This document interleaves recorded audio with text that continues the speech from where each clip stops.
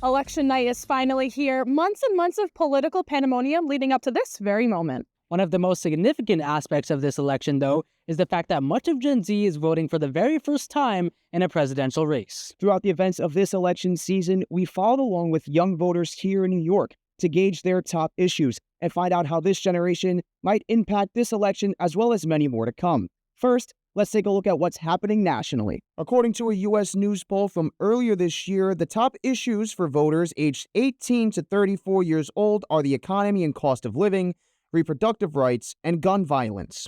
Other big topics for young voters include climate, the border, and the Israel-Palestine conflict. For a more local perspective, we took to Hofstra University following the presidential and vice presidential debates.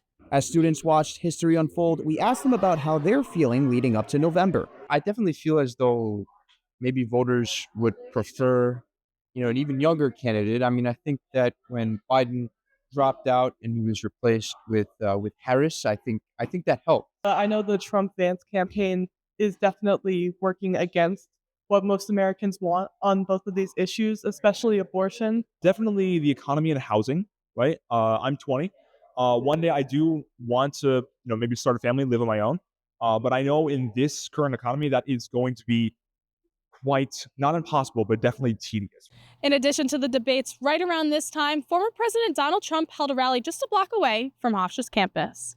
Hundreds of Hofstra students and thousands of other young voters attended the event as the Republican nominee addressed residents of a historically blue state. Some came to support Trump, some came to protest, and some came simply to watch. I've never been to a political rally. I'm just curious, what the sentiment around Trump is like, especially among his supporters, because, the country's very polarized right now, and it can be very difficult to see what kind of thinking leads the other side of the aisle to believe what they did. Pretty much the entire time Trump was president, everything was calm pretty much. He had made peace with everyone. All of a sudden Biden's here, and then you hear Ukraine, Israel, and then many other wars that are happening. I think Kamala Harris is looking for an out for the younger generation. I think a big part of the recent debate was Kamala Harris saying, hey, regardless of if you're voting for me or if you're voting for Trump, go to a Trump rally. Go experience what he has to offer, what the environment is like, and what he stands for. Those who came out to the rally had a wide variety of issues they said were important for them in making their decision on Election Day. I want a greater economy. I want stronger border control. And I also want, a better America for the future, for my future generation and all my family around me who are struggling.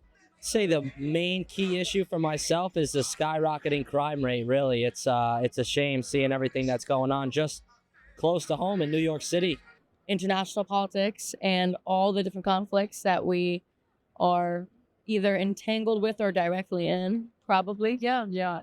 I would also say reproductive rights. I myself, that is something that's deeply affected me because I've had to get 2 surgeries regarding my health and my reproductive health. Now, in this election cycle, there's so many issues for voters to factor into their decision at the polls. But something more important than the issues people care about is the turnout itself. With 41 million potential new voters this year, there's a whole new element of unpredictability. Considering things like indecisiveness, apathy, hopelessness, or otherwise, there's been no telling leading up to the election how much of Gen Z will actually cast a ballot. We reached out to dozens of both Democratic and Republican organizations and elected officials to learn more about the Gen Z vote this election. First, we spoke to Vice President of the Nassau Young Democrats, Jared Gerke. Your vote absolutely matters. And if everybody that said their vote didn't matter and didn't vote voted, we'd have a completely different candidate winning almost every time. It's going to affect us much more than it's going to affect the people that are there now.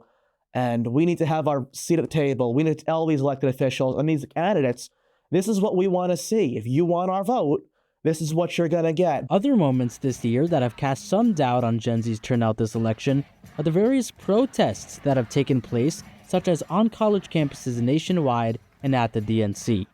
Former Nassau County legislator Josh Lafazan, who was elected at just 23 years old, spoke to us about how important it is for Gen Z to use their voice through voting. It's incredibly frustrating that anybody in this country would not vote. This is the greatest country on earth. People literally die to make the voyage to come to this country for a better life. And to have the privilege of calling yourself an American and not vote is preposterous. It is the greatest privilege of of civic life in the world. The idea that you're going to protest by not voting is antithetical to what democracy stands for, right? Because if you're not voting, you are taking your voice away and removing yourself from the process. And so if you're choosing not to vote, they say, oh, I'm making a statement by choosing not to vote. No, the only thing you're doing is removing yourself from being consequential in an election. All throughout fall, young voters across New York have been gearing up for Election Day. At Hofstra, participants of the university's voting initiative expressed final thoughts before this crucial moment in U.S. history. If we all come out in number and vote together, then we could have our voices heard, and then candidates also can provide actions that cater towards us. It does determine our education, our livelihoods, just things that we do on an everyday basis. So it's just something that's very important to us and that we can't pass over to the side, because it does matter. Like, it's our voices, and if we want to have the power to be heard, then this is like one way that we can do it.